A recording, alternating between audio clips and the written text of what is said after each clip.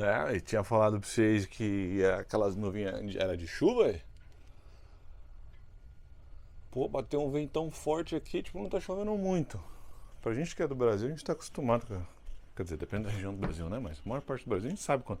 Aquelas chuvas torrenciais, sabe? Aqui no Caribe é meio café com leite a parada. Mas caiu, mas deu um ventão forte, começou até a fazer uns assovios aqui. Eu falei, eita porra. Mas agora já tá dando uma passada já. Não, velho. Tá chovendo um pouquinho ainda. Olha, falei tudo aquela nuvenzona lá, tudo chuva. Mas olha pra lá como que tá aberto. Engraçado, né? Rapaz do céu. Mas então,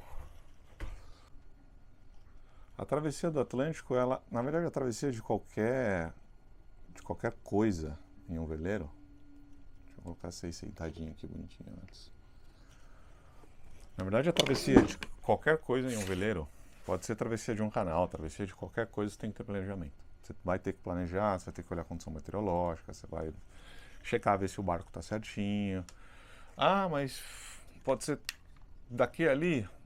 Depende do daqui a ali, né? Depende do barco que você está. Principalmente também se você tiver equipamento, se você tiver conseguir ver a condição meteorológica, se você conhece o barco, muito importante saber conhecer o barco, saber se os motores do barco estão bons, se as velas estão boas, se o passacasco está bom. Deixa eu ajudar o capitão ali, o capitão tá voltando. Peraí, já volta aí, segura. Voltei. Eu ia ajudar o capitão ali a amarrar o ding, trocando uma ideia rápida. Mas o que eu tava falando, né? A travessia. Condição meteorológica, se a janela boa, o período bom de atravessar o mar, né? Condições do barco, condições da tripulação. E eu peguei o computador do capitão emprestado aqui só para mostrar que eu não tinha computador. Ia mostrar no celular, mas eu peguei o dele aqui. Que o próprio site faz. Vou tentar chegar perto aqui para vocês verem. Que o próprio site faz para do percurso em si. Porque um veleiro não anda em linha reta, ele não é um barco a motor, ele depende das condições de correnteza e de vento, né? Então ele acaba fazendo essa parábola. Mas tudo isso é, assim, uma predição do site que pode mudar quando a gente chegar lá no meio. O vento pode mudar, zonas de baixa e alta pressão podem alterar o percurso. O que eu queria mostrar aqui que eu acho legal nesse site, que aí ele dá uma tabelinha estatística de como vai estar aqui, por exemplo, vento verdadeiro, wind speed, e aí ele mostra meio que um compilado de vários tipos de GPS, de vários tipos de equipamentos meteorológicos que tem espalhado pelo mundo, se é boia, se é satélite, se é navio que também mede alguma coisa, sabe? E um que eu gosto de ver é o das ondas. Zonas de alta e baixa pressão, altura de onda média, aqui está dando uma altura wave height, aqui está dando altura combinada com swell. Swell é tipo o tempo das ondas. Então imagina uma onda assim, quanto mais, digamos assim, mais alto é o tempo do swell, mais alta é a frequência de ondas. E quanto menor é o tempo do swell, é uma onda. Não, acho que eu estou falando o contrário. É o contrário. Quanto maior o tempo entre as ondas, melhor, porque vai vir uma onda e depois de um tempo, tantos segundos, sei lá, 10 segundos, aí vem outra onda. Sabe? Deixa eu ver se ele tem isso aqui, wave. Eu só queria ver o swell. Wave period, aqui é em segundos. Acho que não vai estar dando pra ver certinho.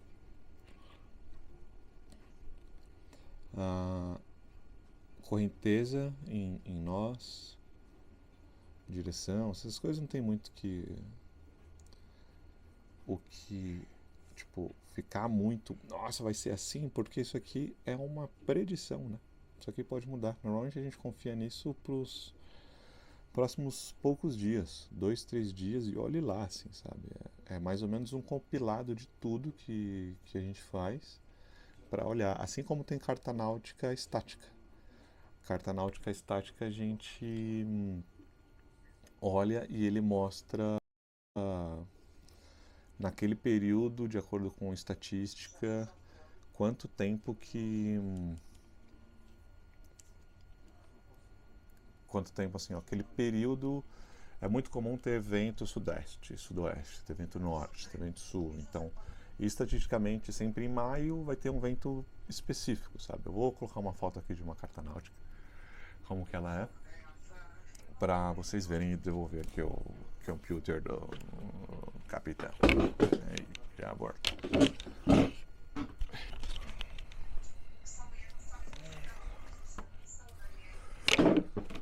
Então, de forma muito resumida, muito porcamente, assim, sabe? A gente planeja uma travessia, mas não tem como planejar tudo, tintim por tintim. Ah, vai ser assim, vai ser isso. Quanto melhor você planejar, quanto mais planos você tiver para condições de comida, é, de tempo, né? Melhor. Mas é uma travessia amadora. Não é nada profissional, não é uma corrida, a gente não precisa forçar o barco. E principal de tudo dentro de um barco é a segurança. Todo mundo tem que estar saudável, cara. Porque dentro de barco é impressionante como qualquer coisa é difícil, dependendo do que você vai fazer. Se você se cortar, vai ser difícil, porque você tem que continuar trabalhando. Se você cair, bater alguma coisa, ficar com, sei lá, um roxo muito forte, ou uma cãibra, um músculo, ou quebrar um osso, é o que a gente brinca, não tem mercado, não tem hospital, não tem... Né? E nesse caso aqui a travessia é 2 pessoas, o capitão e eu. Os turnos. Provavelmente o meu turno vai ser das 6 da tarde até as 2 da manhã. E depois ele pega das 2, 3 da manhã até a parte da manhã. E no decorrer do dia, piloto automático. Quer dizer, todos os turnos a gente vai usar piloto automático, mas no decorrer do dia vai ser meio que ninguém. A gente vai ali dar uma olhada, ver se o piloto está certo. Esse barco é muito bem equipado, ele tem controle para controlar ali o piloto daqui, sabe? Tem várias coisas assim para sentir como é. Eu ainda não velejei com esse barco, a gente só saiu, foi ali na doca, no pierzinho ali para abastecer. Ele já atravessou todos os mares com esse barco, já fez Atlântico, Pacífico, Índico, então todos os mares que eu digo os principais, assim, não foi por baixo, não, acho que ele nem fez o Pacífico, depois desceu para Nova Zelândia, subiu, não lembro, mas ele circunnavegou, né? E tudo depende tanto do ânimo, tanto que para mim isso é uma coisa muito importante de todos os livros que eu já li, por quem já leu o Amir Klink aí. O Amir Klink fala disso pra caramba, dos planejamentos dele, que ele fica planejando por 2 anos. Só que os projetos do Amir Klink é projeto de biruta, né? O primeiro projeto dele da canoa, que para quem não sabe, o Amir Klink é um velejador brasileiro. Se eu não me engano agora ele deve estar com 70 anos. Não sei, desculpa aí se eu estiver dando idade a mais para o Amir Klink. O primeiro projeto que ele fez foi na década de 80, 86, não lembro. Ele construiu uma canoa, levou a canoa para a África do Sul, para a Namíbia, em Zuderisk, não lembro o nome da cidade, na Namíbia, e atravessou o Atlântico remando, né, sozinho, numa canoa.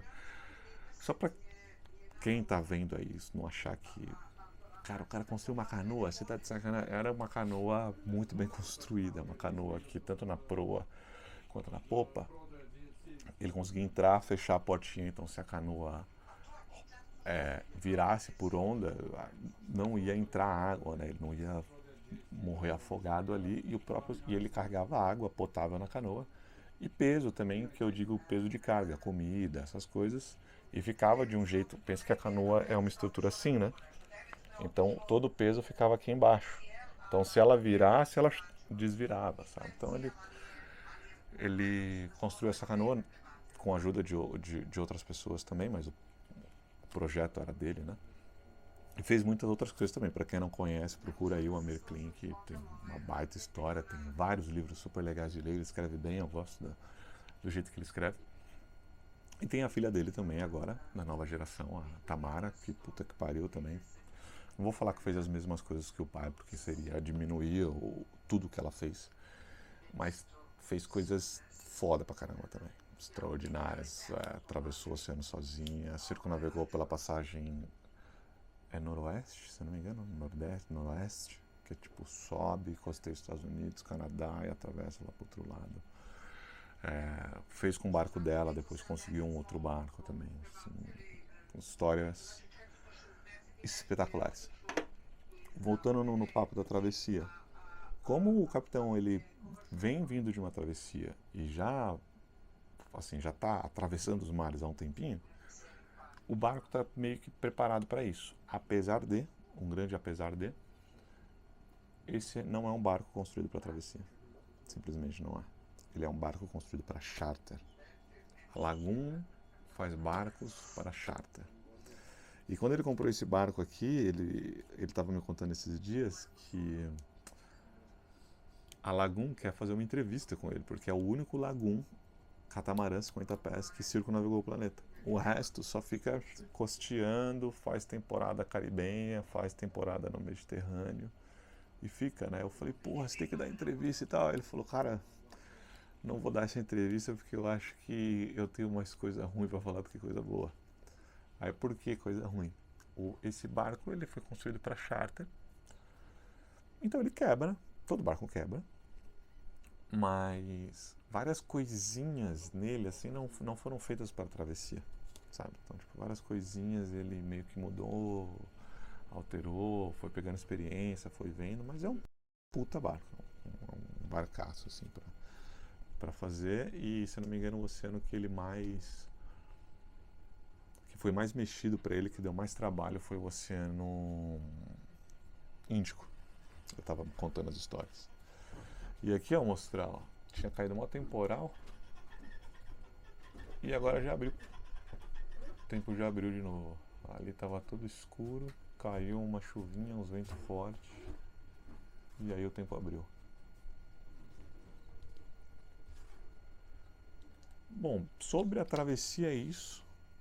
Tem muito mais coisas que eu posso falar aqui, mas eu também não sei muito, é a minha primeira travessia, estou estudando. Mas se você quiser saber mais sobre esse barco aqui, o modelo, o ano, clica em algum link aqui que vai aparecer aqui ou aqui, o próximo vídeo, aí eu vou te mostrar um tour por dentro do barco, mostrando as cabines, os banheiros, a cozinha, a popa, a proa, o que a gente chama de bridge lá em cima, que é onde a gente pilota realmente o barco. Então é isso, rapaziada. Valeu e até o próximo vídeo.